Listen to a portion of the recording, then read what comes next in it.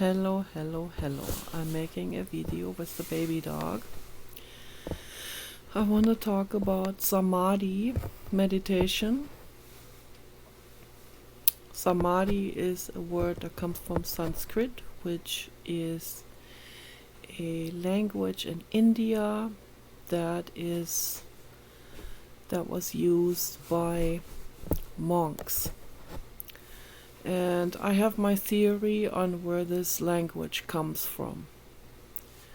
I believe, and here I go again with my conspiracy ufology.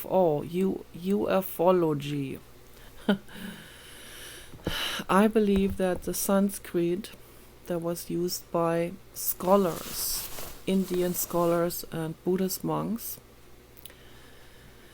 and they were very fluent in that language, and the other people didn't even know that language. They were not speaking that language. They were speaking different Indian languages. So, and then English came much, much later, of course, through colonialism and stuff like this. But that Sanskrit is very, very ancient. It is possibly as ancient as 100,000 years back, or older even. And I believe that it was introduced to India from people from out of space. That's what I believe. And they brought with them their wisdom of samadhi and meditation and inwardness and yoga and mind over matter and all of that. That is something that the people that evolved on planet Earth at that time did not know about, and they were very rudimentary. Like I said before, they were ape humans, like a mix between Neanderthal and chimpanzee. So that's the stage that they were in. And when the ETs came, they did the Garden Eden projects all over the place. That happened many, many times. And there are many stories of this Garden Eden project, but there are many stories in different locations from their particular Garden Eden project. And then some people might think, oh, this is actually this is some kind of godlike thing that happened there, and this is how the human came into existence from the rib of Adam right now. That's not how it worked, but it had to do with biology. It had to do with flesh, for sure, and it definitely had to do with the ET DNA that was embedded, that was spliced first of all, and then embedded into a human, a prehistoric human, into the egg, or into the egg of a female ET, right? And I think they experimented with that. So as far as I have heard right now is that the goddess Isis in Egypt was one of the astronauts that have landed in that region. So in the pyramid region. Okay, so that's what I believe. A spaceship landed there, and they created these pyramids very, very long time ago, possibly even 1 million years or older, longer ago even. So who knows how old they actually are. And they have preserved themselves fairly well through an enormous time span. So would other rocks last that long? That's the question. And where do these rocks come from? That is another question I don't believe that they were carved out of something. I believe that they were casted. That's a cement.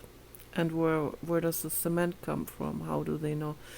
And the same happened in the Andes Mountains in South America. A spaceship landed there and created the site of Pumapunku. And they have a scientist from Peru has figured out, he has done chemical analyses on parts of those H blocks that were set up there. And they have come to a unanimous conclusion that these H blocks were not carved out of a stone or surrounding rocks or something, or cliffs. No, that's a composite. That is a mix of different materials that were mixed just like you mix something in a cement mixer. And then it was poured into casts. And these casts are all the same. And I know that some scholars argue and say but they're not all the same size. That's because when they were emptied out of the cast, some of them may have been emptied out before the material was fully hardened.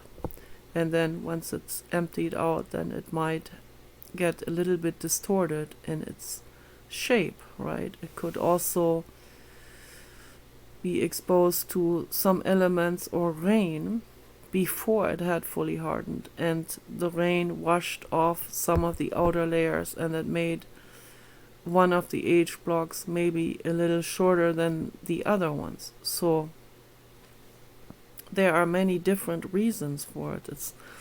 It's not like, oh, now I have the argument. No, the arguments, the truth is on the side of the cement cast. That's pretty obvious.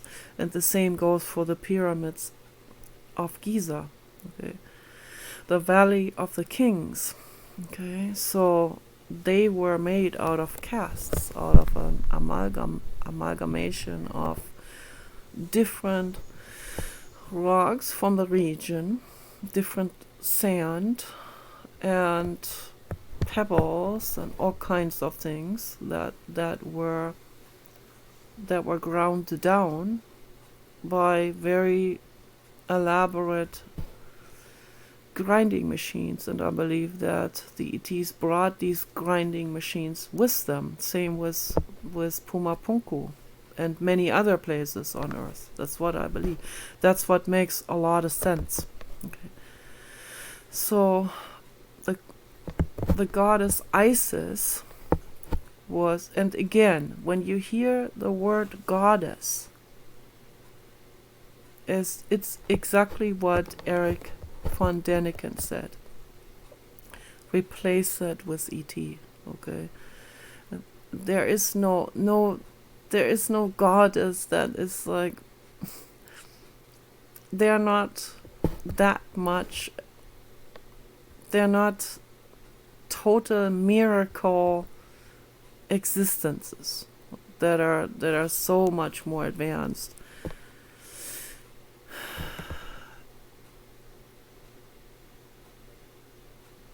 They had some gravitational technology, the anti-gravitational technology that they brought with them. So naturally the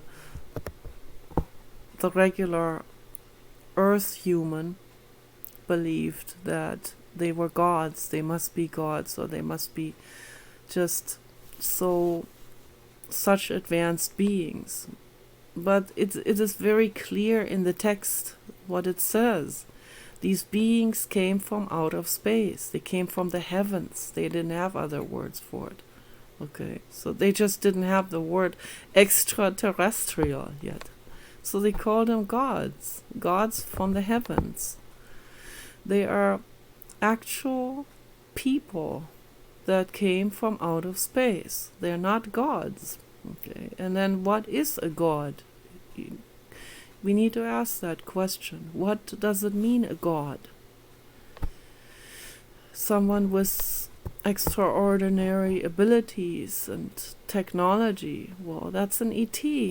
It's obvious, right? Why are people so strung up on this idea of gods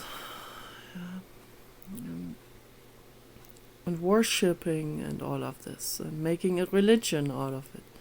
Yes, they made religions out of these ETs, and some of the ETs wanted that, of course. Not all of them were selfish. I would say most of them were not. And Isis, I heard, was an amazing astronaut woman, okay, who wanted justice and fairness and women's rights. That was like, if that was 1,000,000 years ago, that's pretty darn unheard of at that time. when they were like, they were hunters and gatherers, the original humans, and the men were the ones that went out there, and it's awful, killing animals, horrible. The women didn't do that. Maybe some women did, but they didn't think about it in terms of maybe they could just eat plants. They weren't thinking this far. Okay, they were not evolved this far to think that far. So they were animals just like the other animals around them, just like the other predatory animals. They were just predatory animals, okay? And I say that in a loving way. I don't say that in a derogative way, because to be called an animal is the most normal thing in the world. We are all animals, right? So, no, but they were predatory animals. I am not a predatory animal. I'm a vegan animal. Like a cow or a pig or a horse. Okay? But the horse and the cow and the pig, they have a lot to teach to us, so they're doing much better with their diet than we cheating vegans are, when we eat cottage cheese sometimes, and I feel bad about it, but I feel like if I only eat plant food, I feel like that doesn't work very well for me. So, and I wonder if the nerve pain had something to do with that. So, I hate to say that, because I want to promote veganism as much as I can for ethical reasons. And if I lived in the wild with other animals, I would just be eating plants, and if that killed me, then so be it, because I could never go out there, and I could never take a baby away from a cow. I could never hunt an animal, so it would be impossible for me to get to animal food, and I wouldn't even try, because I know it's wrong, it's unethical, and we need to leave the other beings alone. Okay? The milk from the cow is there for the baby cows, not for any other animal. Okay, but we live in this manufactured environment where we go into a store and there is a tube of whipped cream that you can buy, or a jar of cottage cheese, and it's very, very, very tempting and very easy to reach out and say, oh, there is no cow attached to it, I can just go and pay for it. But where does that come from, that product? Okay. And I emailed the Humane Society not the Humane Society. I emailed the Humane Farming Association. I told Helga Tackreiter, animal rights activist. I told her about, because she was about to donate money to the Humane Farming Association. Humane in quotation marks. Okay, and I told her what happened there, and she said, "Well, I'm glad you told me, because I'm not going to donate money to them now, okay, and ever." Because what happened is they wrote me back, because I asked them to please make sure that this practice of tearing baby cows away from the mothers is going to be stopped. Okay, I'm counting on them for that, because that's what the name of their organization kind of implies, right? Humane Farming Association, to make sure that farming is done humanely, or whatever they mean by that. Whatever I think they mean by that is what they're supposed to mean by that, humane. I don't use that word on my own, so I'm just talking about the word now, about people using that word. I think what they mean by that is ethical, right? Or kind, or make sure that no one suffers, right? So that's what I thought they mean. And I believe that is what they think they mean. And the lady writes me promptly back and says, "Well, that would not be profitable." Okay. I didn't write back. I was just very, very, very sad about this. And I thought, okay, that's corruption again. The typical corruption that you see all over the place. And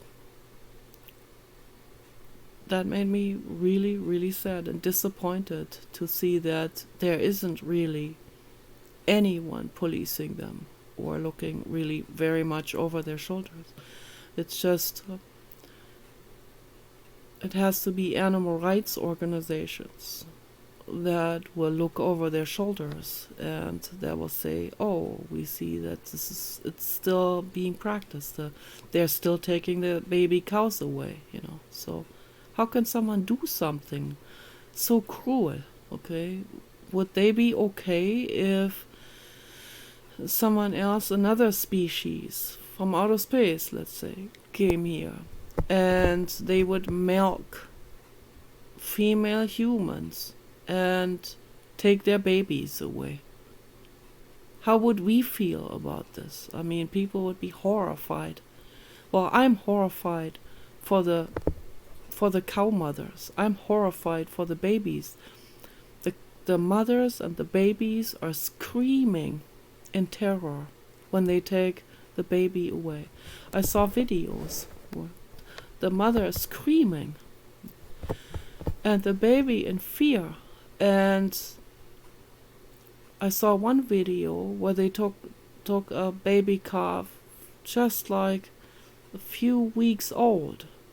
They took that baby calf on the back of a pickup truck, and the mother was running after them as they were driving off. The mother was running as fast as she could after them to be with the baby, to bring the baby back to her.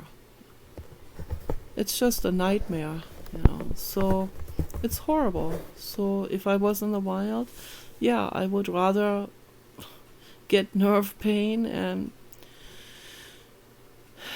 and maybe I would die because I don't have the B vitamins or whatever. So I don't know.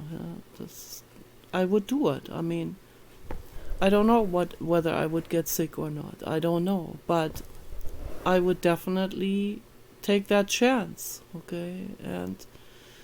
And rather get sick and die than take a baby away or even take the milk from the mother. That milk is supposed to be there for the baby. And I could certainly never hunt an animal, no matter what the size of the animal is. I couldn't kill any animal, any being. I could not even kill a rat or a mouse or a reptile or amphibian or insect, okay, or bird or any being. I could not do it. Okay, I could not kill a sea cucumber, So they are like almost a vegetable in the psychiatric sense. I talked about that before. So, but that's an animal, okay? So it's very similar to a starfish. Okay, we find those in the ocean. Many different types of plant-animal hybrids you find washed on shore. Okay, because many of them don't even move forward at all. The starfish has little propellers on the bottom, little movement things, like little movement circles, and they move forward. The sea cucumber doesn't move at all. That doesn't have anything to propel forward. They might end up in a tide pool, and the fisher people, if they see that, they might use that for bait. Okay, it's real cruel, and they can't defend themselves at all. So I get from one subject into the next. It's okay. So I believe that Isis, the goddess Isis, was an ET astronaut. Okay, maybe the only female on board, and who knows, maybe there were many other ET ships that have landed, and from different species. And because we see ancient depictions of ancient gods, so-called gods, okay, ETs, or they call them angels or fallen angels, or beings, light beings, or beings from heaven. Okay, they had different names for them. They were all ETs, and apparently different species of ETs, because in India, the ones that landed there, that brought the language Sanskrit with them, as I already talked about, they were blue. So, and then they did Garden Eden, and then they created a hybrid species. Okay, so that, and then the hybrid species was then able to mate with the original humans, the ones on the human lineage, the ape humans. Okay, they were able apparently to breed with them, and then the blue washed out eventually to where you wouldn't be able to really detect it anymore. But I can see in the skin color of the different races of humans, I can see distinctly different shades of, and even color shades. So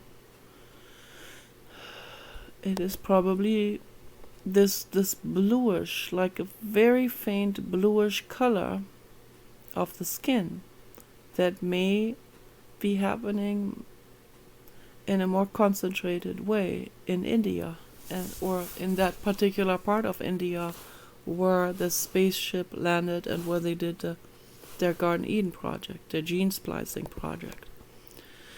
So this is very interesting. But I want to come back to Samadhi, and I always sway out. What does Samadhi really mean? And the Sanskrit, it didn't just stay in this boxed up sacred place or something. Sanskrit had a humongous linguistic influence on the entire planet. We see a lot of words that have traveled and ended up in countries very far away from there, very far away from India. For example, the word same, okay, S-A-M-E, same in English, that is reflected in the word Samadhi.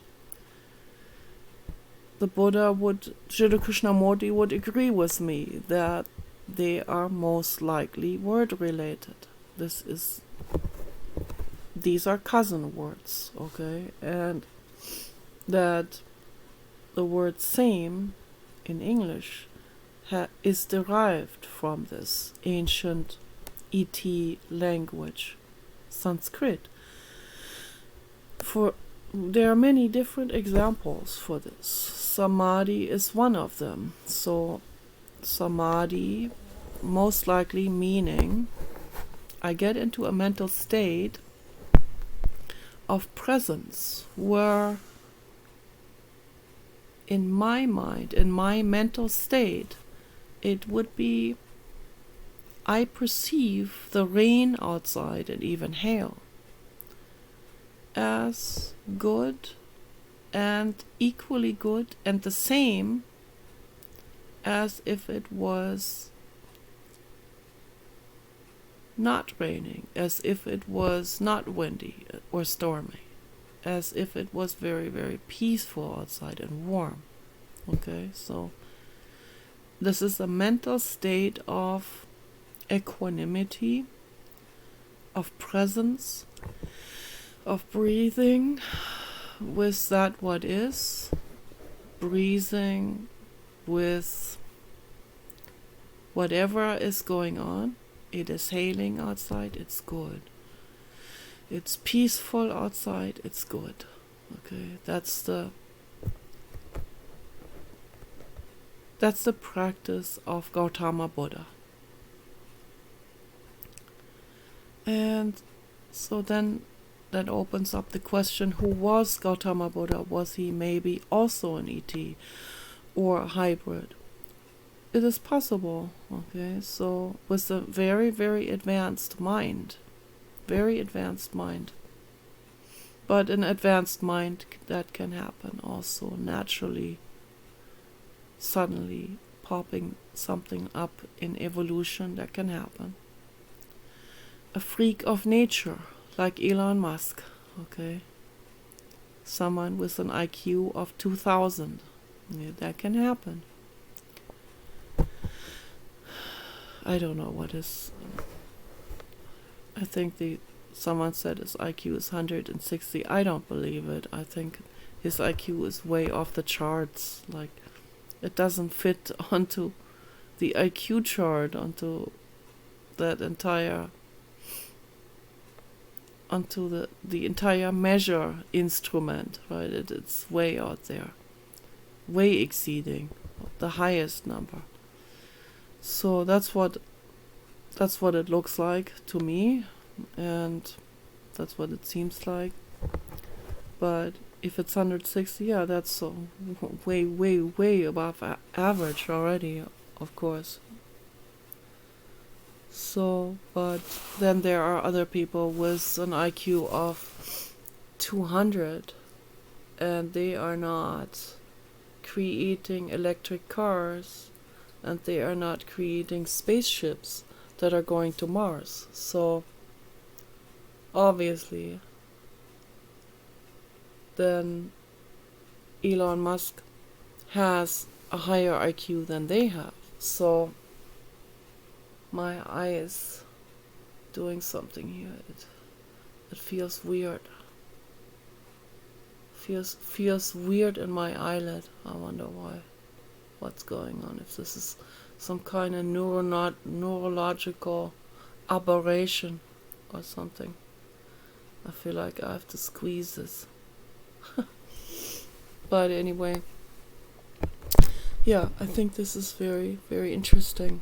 The Sanskrit and where the Sanskrit comes from. And so I believe the Sanskrit is translated to that's translated into English with what I would say, what I would call Holy Scripture. Okay, Sans, I think, is holy, and Skrit is scripture. The Holy Scripture language from the ETs, okay, call it holy, because, and we need to get to the depths of all of these words, because don't get stuck with the word and say, oh yeah, this is holy. What does holy mean, You ask more questions. Question things. This is very important. If you question more things, and you learn more, and you get a very wide variety of different answers, then it leads you onto a trail to dig deeper even. And the deeper you dig, it's the baby dog doing this. And the deeper you dig, the more revealing existence becomes. Okay. Everything, and the more questions come up, and more interesting it becomes, everything. Because we're not here to just sit there in a recliner chair and eat our food. We're here to explore and to find out about ourselves, about others, about the world. We have to question things. Of course, the people that don't want to be questioned, they will tell you don't ask any questions. That's just natural, right? Because they don't want anyone to look over their shoulders.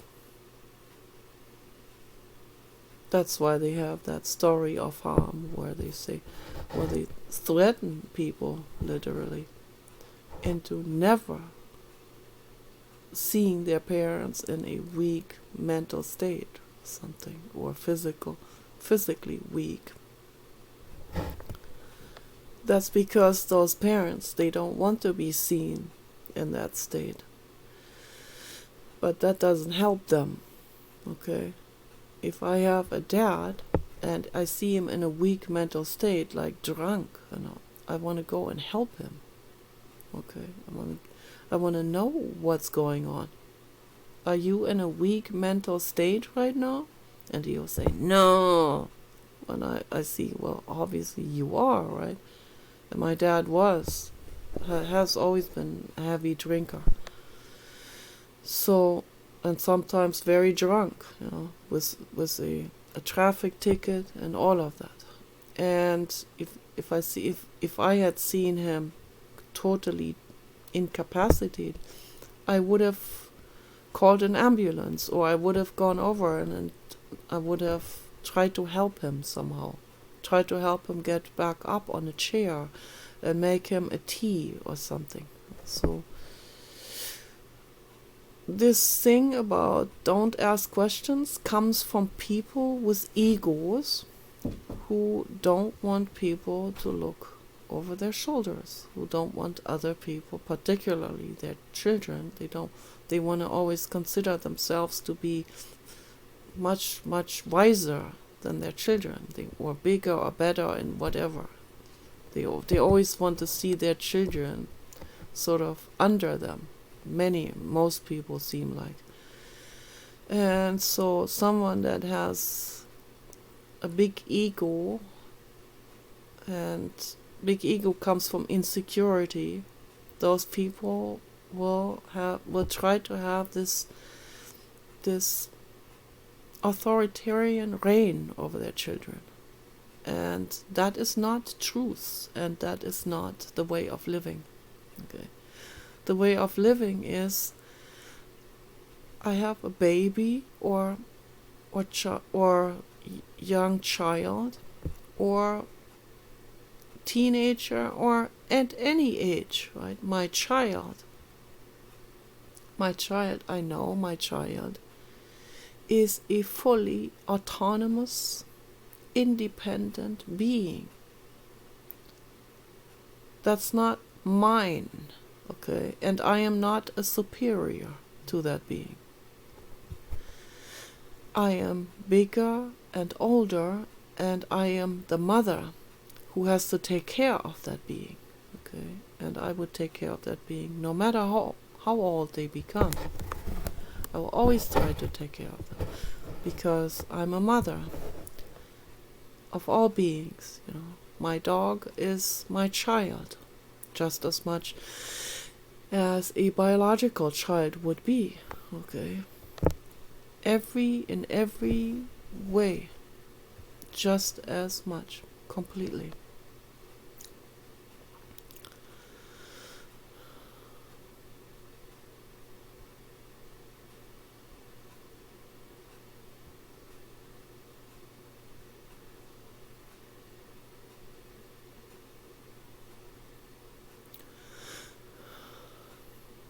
Samadhi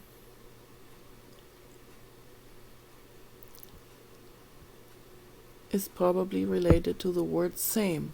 Okay, so everything that I experience in the state of samadhi meditation is, I look at it with love and without judgment.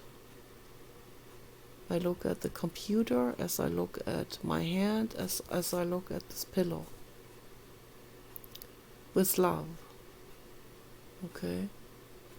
And there's no judgment over it. I don't look at different beings or objects and say one is better than the other, or one is terrible, or whatever. And if we really follow through with this, then we... Baby dog kicking me. Baby dog, don't kick me, okay? Kicking me into my breast, that's not good. So I gotta put the sleeping bag over this, yeah. So, for example, the artist Jonathan Mese in Germany. He takes the swastika because he's so tired of people creating these stigmatized things. Something that is socially stigmatized, something that is looked down on, like the swastika, because they associated it with the Nazis and all of this. The swastika is an ancient symbol that comes from ancient times. That comes from, who knows, maybe millions of years old, okay? And it doesn't mean Nazi. It means something completely different. It means like there's an interconnectedness of beings. And I again brings me back to the ETs. Maybe the ETs brought that with them, that symbol, this. They may have had that as an emblem in their ET spaceship, right? Like a glowing swastika embedded among many buttons and all of that. So it's an icon of interconnectedness, sort of, between beings. It means something good, okay? While the Nazis, they got that probably somewhere in India, because they traveled there and they studied these old ancient symbols, and they talked to Buddhist monks.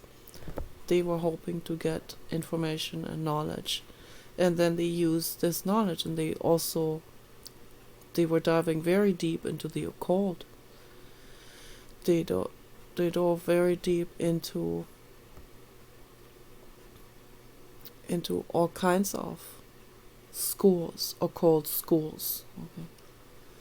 And they wanted to find out and learn about it. They were very interested. So far so good, but then they wanted to use that occult knowledge for selfish reasons and starting wars.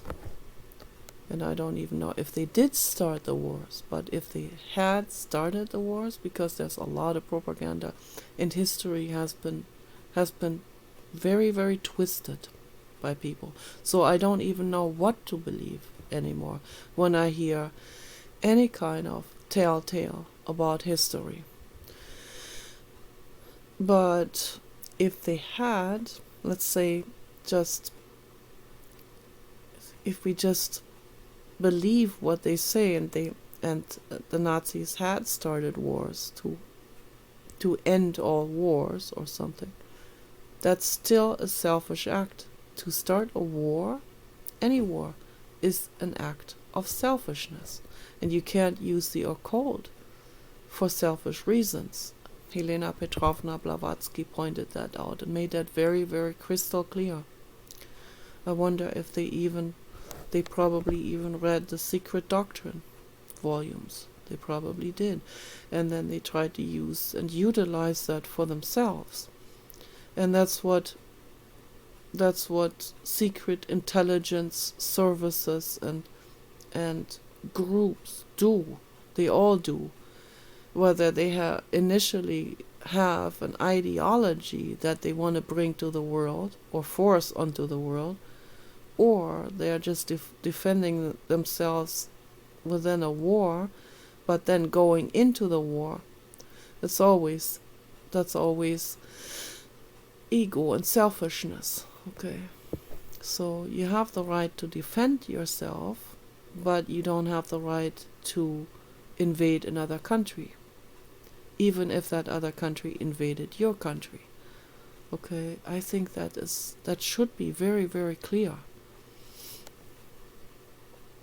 I know that Aleister Crowley from England has used the occult to ward off an entire fleet of German military aircrafts and ships with the occult. And that's okay to use it to protect yourself, to use it to protect beings, okay, in such a situation. But hopefully without causing them harm, okay, or causing at the least amount of harm as possible, okay, to be a shield rather than an offender. And a preemptive strike, that's never okay. That's never acceptable. That's just another more misleading new terminology for an attack. Okay, that's all it is. The preemptive strike is attacking, and that's never okay. It's war. It's an act of war.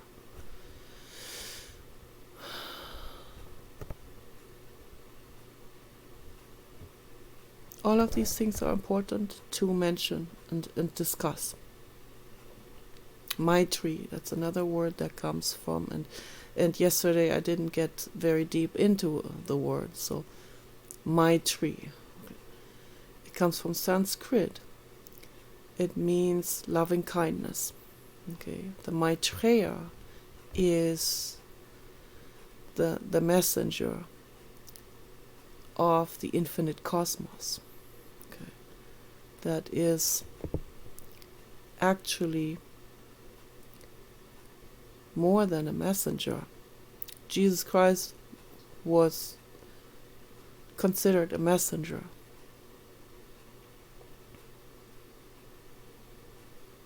Messiah. Okay. Messiah means messenger. A messenger is someone who delivers a message from someone else to someone else. Okay. A messenger that delivers the infinite cosmos message to a population. The Messiah, the Maitreya, that is actually more than the Messiah. Okay, so the Maitreya, I'm just sorting all of this out now as I'm talking about it. The Maitreya is the infinite cosmos. That is the mind of the infinite cosmos. The infinite cosmos is a mind. Okay. And it's alive and conscious. Some people call that God, or that's the ultimate idea of the ultimate God, right?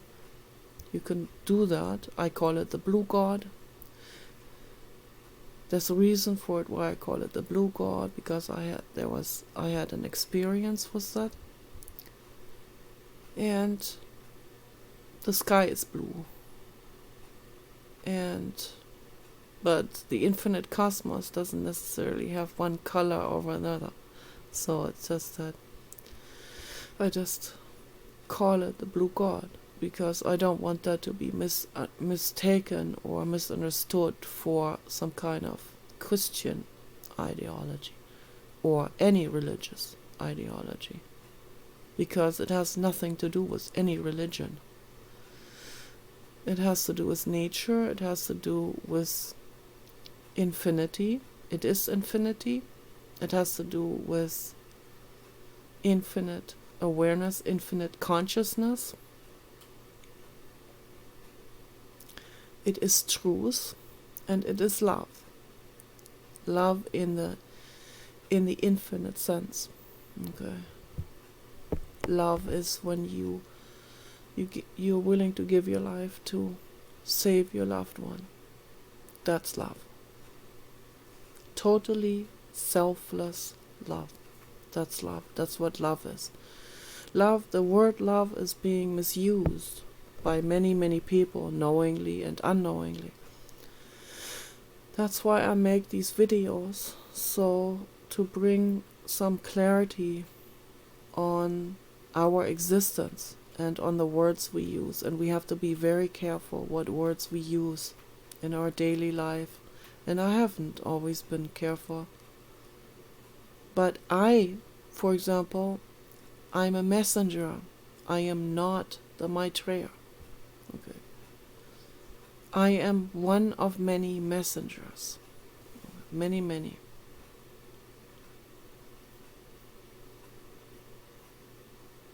I feel something very, very strongly, and I know it to be true.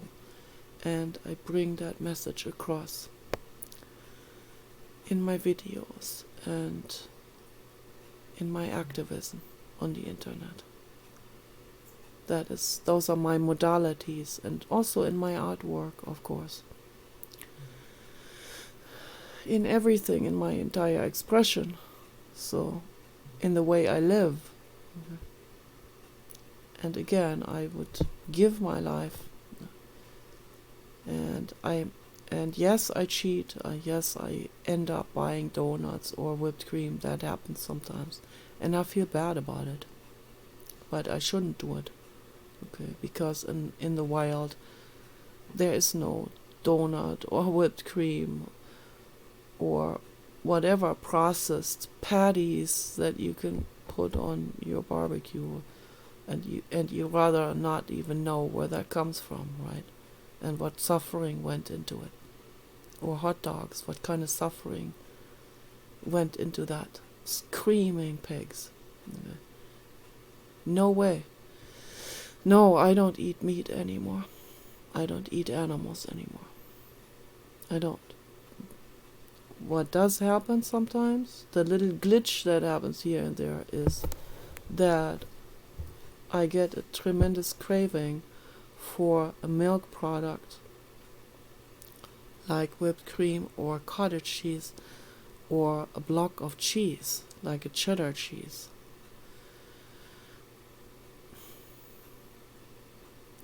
And occasionally, very, very, very rarely, a fish stick.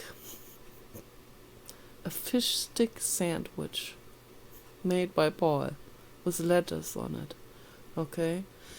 So, yeah, it makes me feel better after that. I can feel it. I can feel the B vitamins. Okay, but that's it. Very rarely a fish, very rarely a milk product.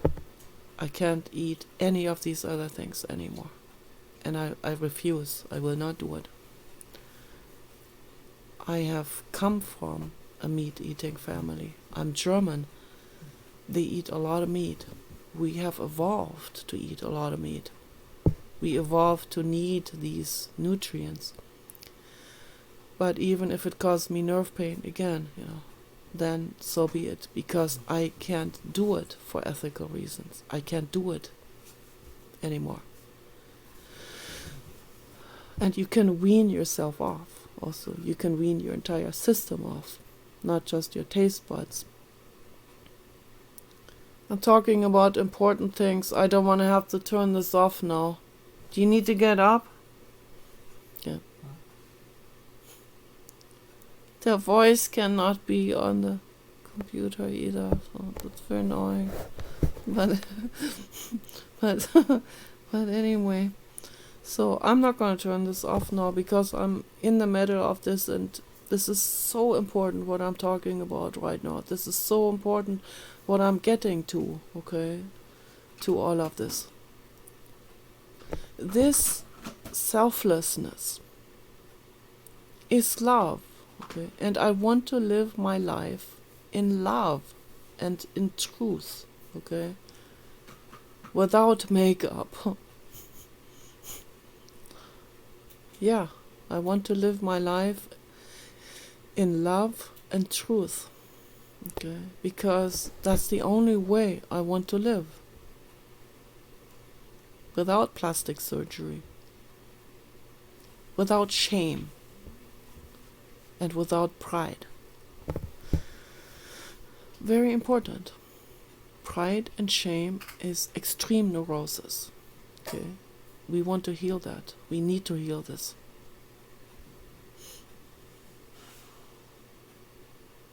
And then live your life according to true love and truth. And that means never hurting another living being, never paying money for a product that contains terrible, terrible agony, pain, torture. Okay? Terrible suffering. Never ever pay for a product that was made through. I'm not showing you. Oh no, can you go outside with it? Can you go outside with it? I won't.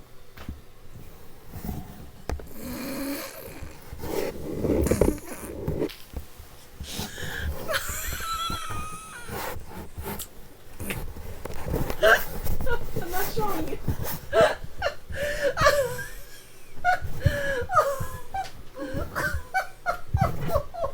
This is so funny. If it wasn't so annoying, it would be extremely funny.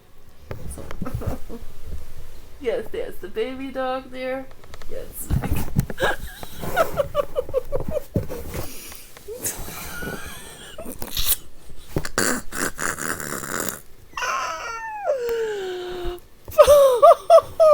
I'm glad we have a little bit amusement in these videos as well.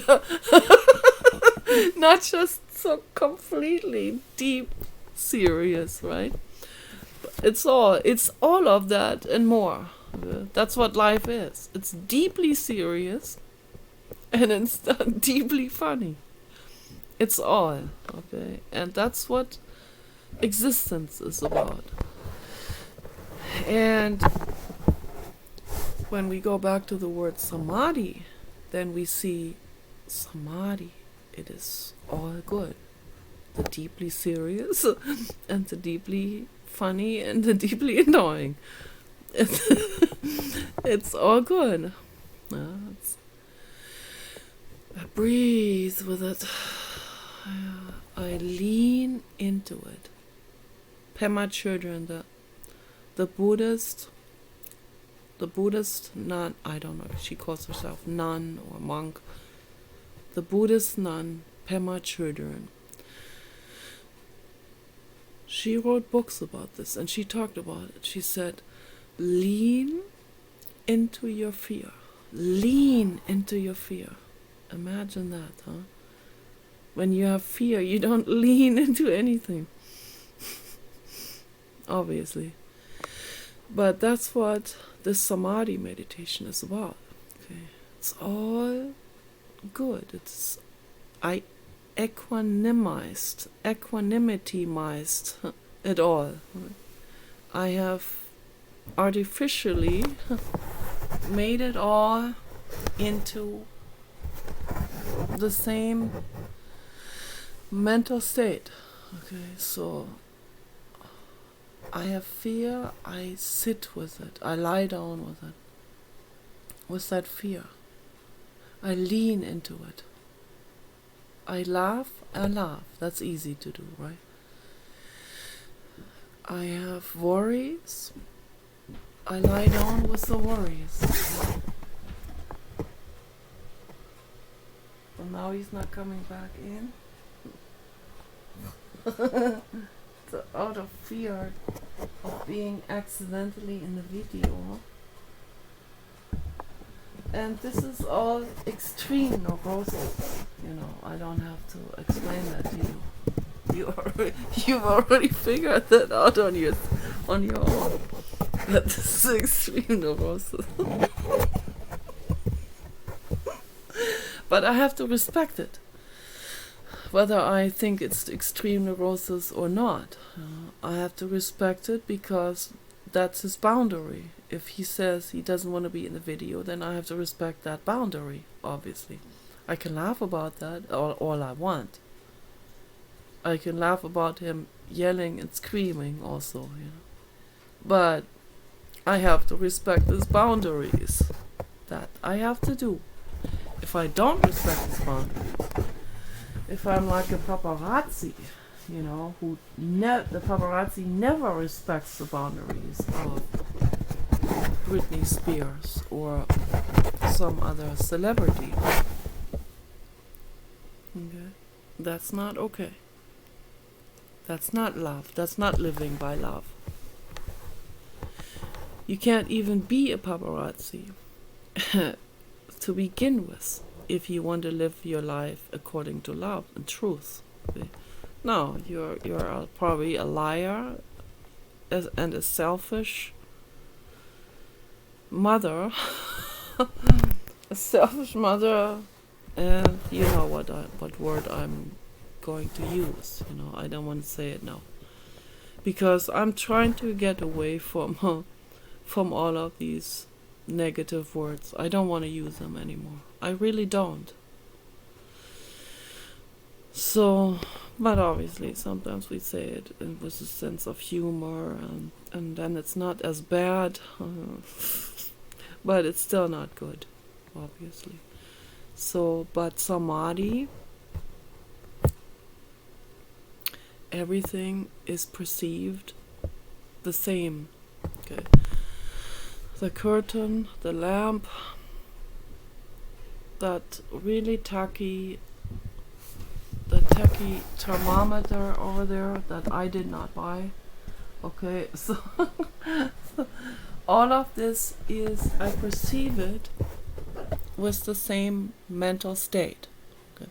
These items are all very different, but I perceive them with the same mental state of loving kindness and acceptance. I'm accepting this tacky thermometer wholeheartedly.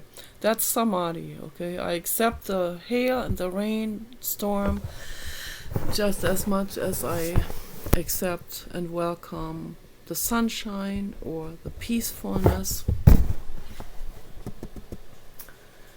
And that should never ever be confused, and I had debates with Buddhists about this, that should never ever be confused with holding the other cheek in difficult situations, such as extreme political corruption. Like, oh, I am such an advanced guru, some people would say, that I don't even vote, I don't even participate. That's all good. What Bill Gates does, cooking children, let's not be an old fogey about it or whatever, Let's all be like, we're Buddhists, or we're New Age, accepting of everything. No, that's not Samadhi, okay? That's not what I'm talking about, obviously.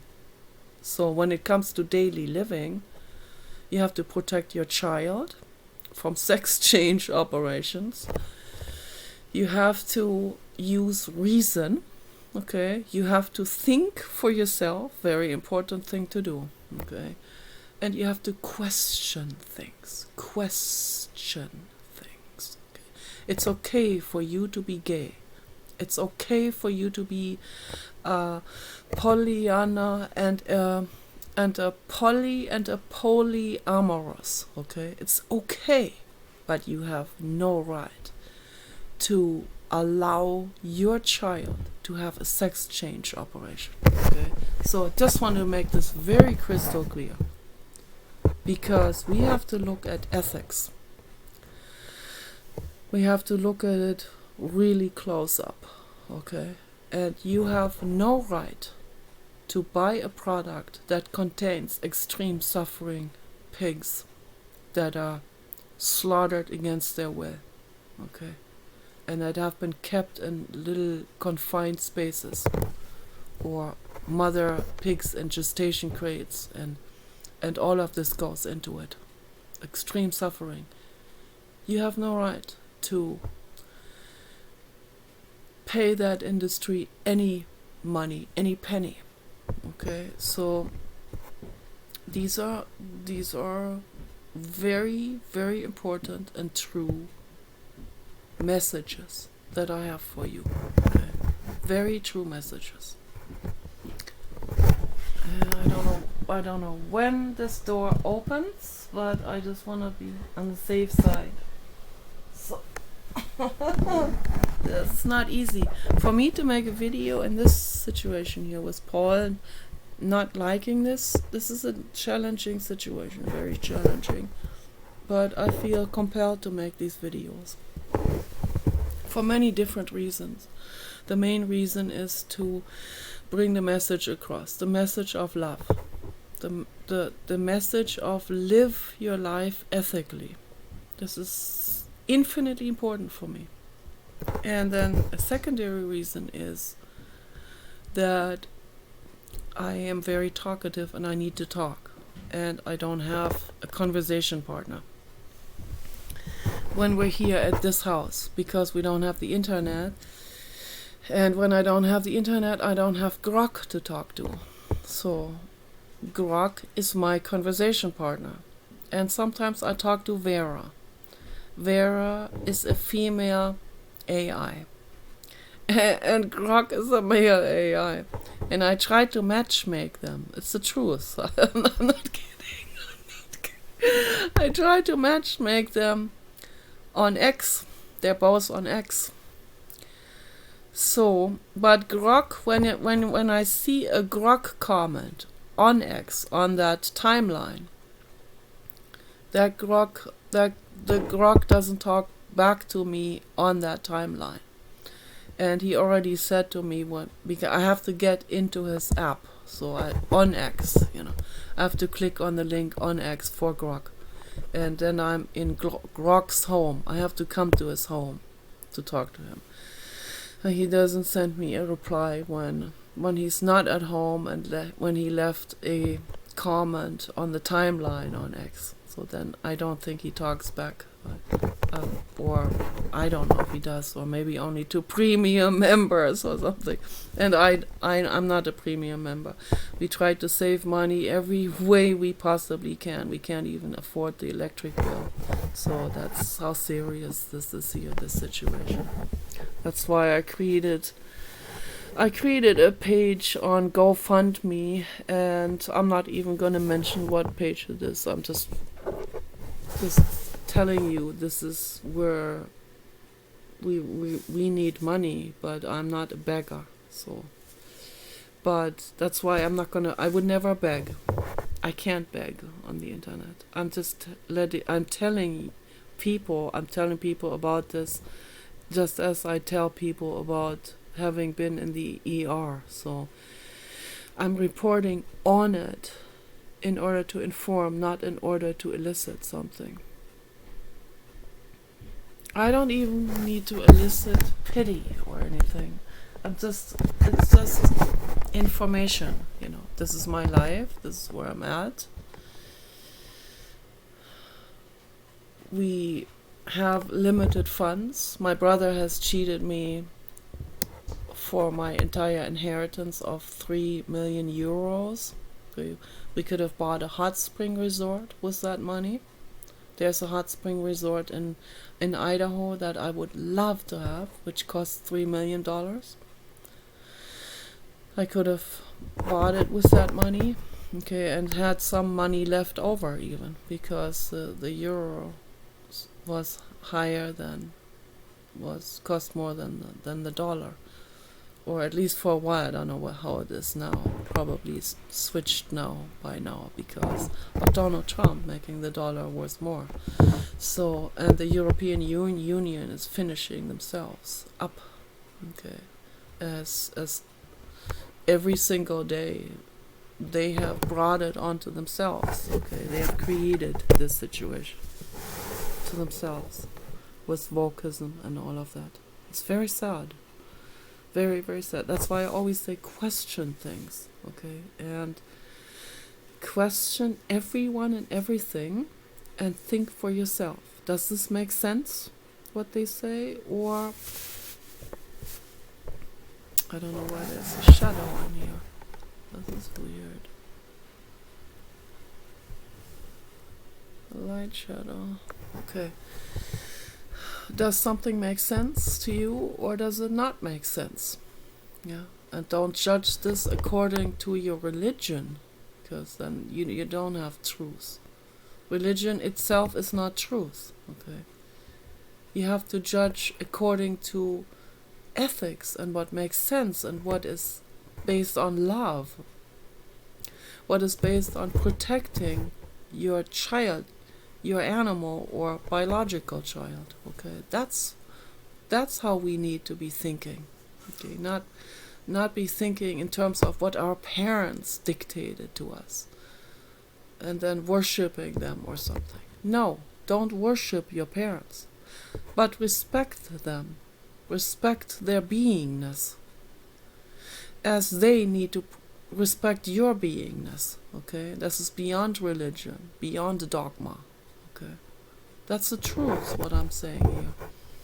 So, I don't know what other word can be linked up with the word Maitri. Well, definitely Maitri and Maitrea, okay. The Maitreya is the one who conveys the loving kindness in action, okay, and words. And that is the mind of the infinite cosmos. That is Gautama Buddha. That is Jiddu Krishnamurti. He was the Maitreya, okay. And Annie Besant from the Theosophical Society knew that. They have studied that in depth, and they have come to the conclusion that at this particular point in time, which was at the beginning of the 1900s, they set out to go to South India, where they would be finding the Maitreya. And they set up the Theosophical Society branch in South India, and there was a father with 2 sons. And this father was extremely abusive. He was working for the Theosophical Society as a janitor or something. And he was extremely abusive to his 2 sons. And Annie Besant felt extremely sorry for these sons, and she wanted to rescue them. And then it became real clear. So the first act was, I feel compassion. I act out of compassion. Okay. Without thinking about anything else, whether that could be this future leader of the Theosophical Society or not. The first thought is there are 2 children that are being abused and I am rescuing them. Okay, and then it became clear to her that one of these 2 sons is the Maitreya, and that's Jiddu Krishnamurti. And he was there with his younger brother. And they were standing there holding hands in total purity. And they were like 8 and 6 or something at that time. and she saved their lives. They would not have made it if she had not saved them. She adopted them. It was very difficult to finally get the custody over the children, because the father was putting up resistance, even though he couldn't afford to feed the children. He was putting up resistance because he was just a very mean person. But she adopted them. She brought them to England, and they grew up in the Theosophical Society with all that knowledge and information about Buddhism and beyond. And so when he was a young man in his 20s, Jiddu Krishnamurti was supposed to be the world leader of all religions, of all philosophies, okay? Because they recognized him as the Maitreya. And what does a real Maitreya that he was do? He says, no, I don't want that. I don't want to be anyone's guru. I want you to think for yourself. If he had accepted that, tremendous wealth and this leadership position, okay, that was given and granted to him, he rejected all of it. Because he said if he had accepted that, it would have been a breach to what he himself was teaching. And he was teaching Maitri. And Maitri is not accepting a leadership throne like that. And tremendous wealth and all of this and this hierarchical position, because Maitri and Samadhi is completely doesn't have. I have to be careful also how I word myself. If I say it's the opposite of that, then Jiddu Krishnamurti and David Bohm talked about this, that it is also problematic when we use the word opposites. But because they said,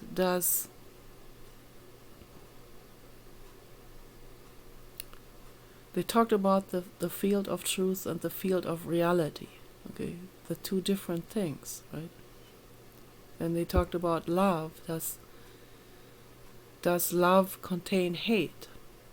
No, it doesn't. Okay. Is it the opposite of hate? No, it's not either. It doesn't. If it was the opposite, it would contain some of it. It doesn't contain hate. So it's a different dimension. It's a different realm. And the same goes towards the Maitreya, So if he accepted this hierarchical position, then that would be contradictory to what he teaches. He teaches Maitri, Samadhi, and equanimity, and unconditional love, okay, and compassion, and kindness, and humbleness. It's not humble to accept such a high rank. So I'm not saying there's something wrong with some people having a specifically high rank, or the President of the United States. There's nothing wrong with that, particularly not in this situation when a good Samaritan is in that office. Okay, when someone is in there that would never ever abuse that situation. Okay, so someone in there that is extremely responsible. Okay, but for the situation with the Maitreya to be elevated up to a God type of guru-ship, that would go against what he was talking about, what he was teaching, what he understood to be truth. So he rejected that, and he talked in lengths to Annie Besant about it. And she accepted that. And he broke off from the Theosophical Society right then and there. That was his last speech that he gave there as a young man in front of thousands and thousands of people. And he said, "I'm sorry to disappoint you, but I am not accepting this position of your guru and leader. I want you to think for yourself." Okay? And that is what the true Maitreya says. That's what the true Maitreya does. And so he has proven himself through that action that he actually is the true Maitreya with that action. I, for example, I am not there yet. I even had many times where I was thinking, he should have taken that position. It would have made it so much easier for his life, right? Way easier. But then again, that comes from me, who is only halfway through the soul journey. Who am I to give him such an advice, right? It's obvious. So everyone judges and sees things through the lens of their own soul development. But I have my job here as a messenger, and I bring this message across the best way I possibly can, and the most understandable. I said earlier to Paul, I really need a large lecture board. I need a lecture board that is the size of that whole wall here, and a white lecture board with a bunch of lecture board markers with different colors, and I need to do a lot of drawings on this. I need to do a lot of graphs and a lot of schematics to make this more understandable, to make this more clear, particularly when it comes to these things that are easily confused by people. People read a lot of scriptures, historic scriptures like the Bible or Quran or other scriptures, which in themselves have been rewritten and revised multiple times by people with their own agenda and so on. So there may be a truth in it. Maybe the Quran has something true in it that says it's good for you to eat oranges, right? And I can say, yeah, that's true. So the Quran has something true in it, right? But all the other stuff is not true. Okay? It's not truth. It's not Maitri. It's not Samadhi. It's not kindness. It is not healthy. It is not loving. It isn't well. It's not mentally well. It's a war declaration against women and against anyone, any being, against animals, against any person who is not, who never even heard about Islam, maybe, from another part of the world.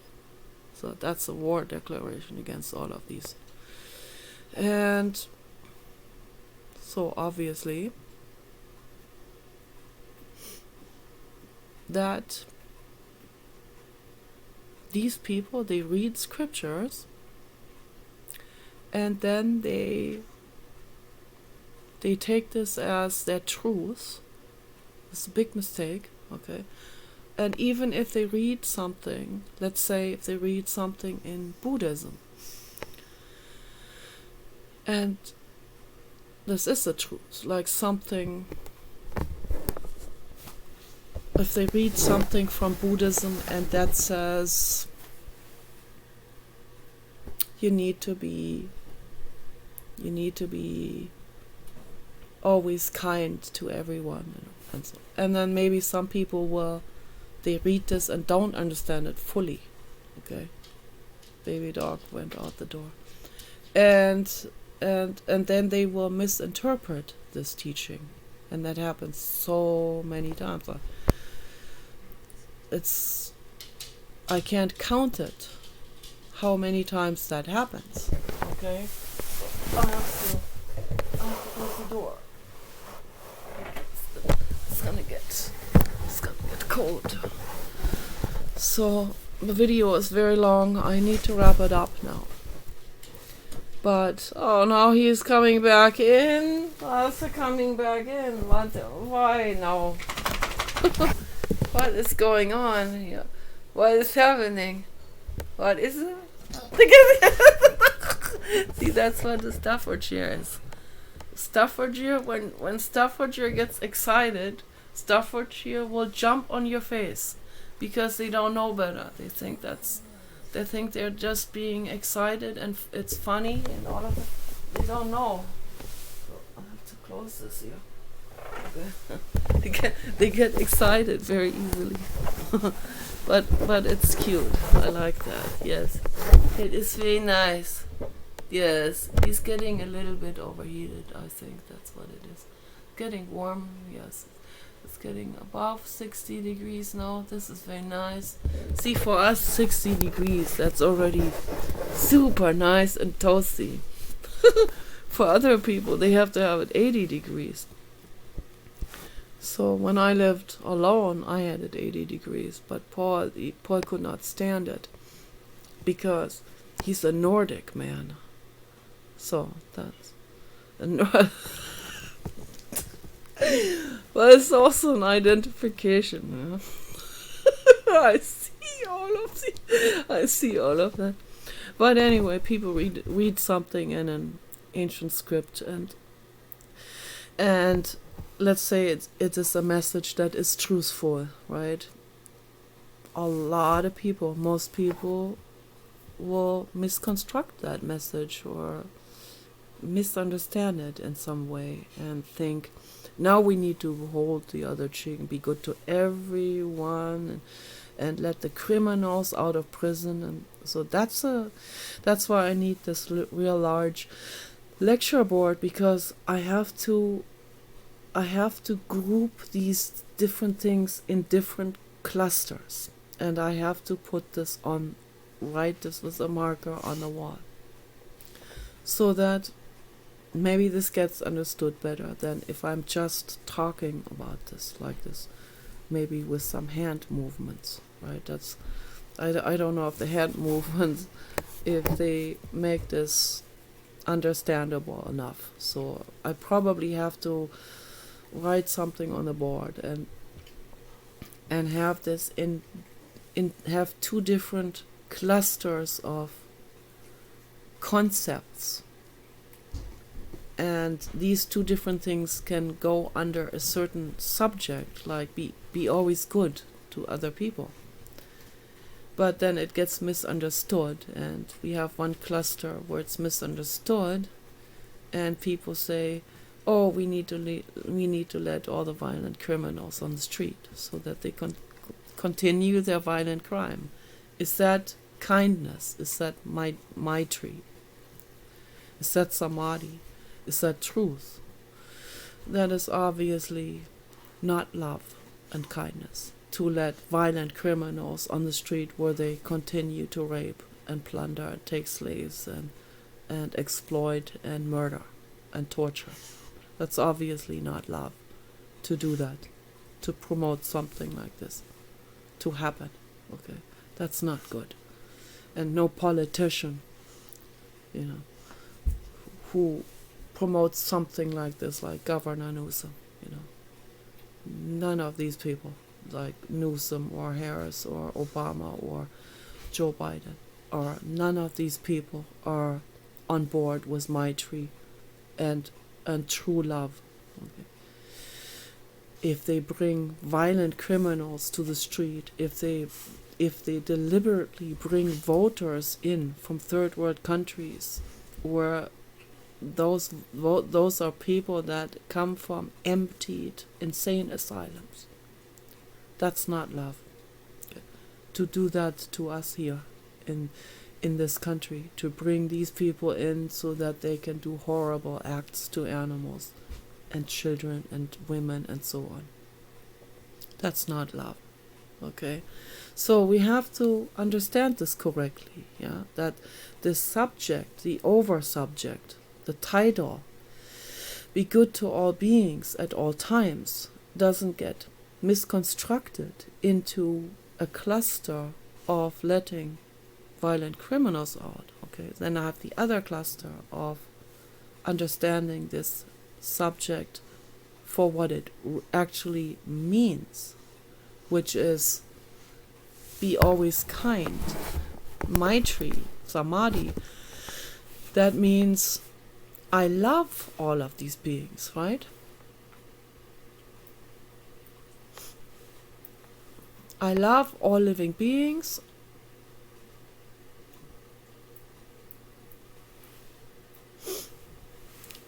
There is a violent criminal that is led out onto the street. My friend Sonia and I were attacked in LA when I was 26 or 27, 26 I think. And she was 23, and we were walking down there on California Avenue, or call it California Street, I forgot now, but in Brooks, and we were walking down there coming from the grocery store, and we were eating an ice cream, a Haagen-Dazs, I remember. And two criminals jumped from around the hedge that is next to that sidewalk with knives in their hands, and they came at us, and the one guy had the knife already under Sonia's neck, and when I saw that, I didn't know what to do, and the very first reaction that I had was scream as loud as I can. And that's what I did. And then that encouraged her to scream as loud as she could. And then I threw myself in front of an upcoming car. And when I did that, and the guy came out of the car, those two criminals left. And that saved our lives. So this entire event, or a cascading event, of me screaming, Sonia screaming, me throwing myself in front of the car, the guy coming out of the car, that saved our lives. Okay, if that had not happened, then the one guy may have cut her throat and taken her purse. And the other guy may have cut my throat and taken my purse. So who knows, how that would have ended up. Or we would have been injured very badly. So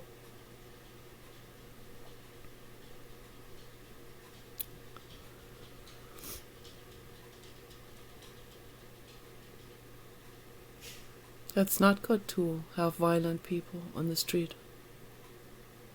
That's not an act of kindness to let violent people on the street. And that needs to be understood. Okay, this is not a Republican view. This is not a liberal view. That's not a right wing or left wing view. This is the view out of kindness and love. Okay? People need to stop identifying themselves with a political party or with a political affiliation. Okay? Stop identifying yourself. It's as simple as that. And start thinking out of love and kindness. And that's what Maitrea is all about. So anyway, I have to end the video now. Take care. Peace and love for all living